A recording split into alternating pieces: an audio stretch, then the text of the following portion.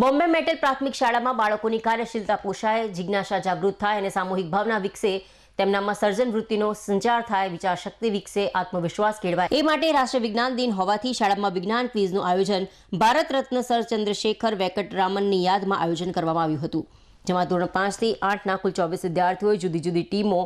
જેવી કે ડોક્ટર હોમી જહાંગીર ભાભા, ડોક્ટર જગદીશચંદ્ર બોઝ, સીવી રામન એમ કુલ 6 ટીમોમાં ભાગ લીધો હતો અને આ સ્પર્ધામાં કુલ 3 રાઉન્ડ જેવા કે જનરલ રાઉન્ડ, માઇનસ રાઉન્ડ અને બોનસ રાઉન્ડ રાખવામાં આવ્યા હતા. દરેક ભાગ લીધેલા વિદ્યાર્થીઓને ધોરણ 5 થી 8ના વિજ્ઞાન શિક્ષકશ્રીઓ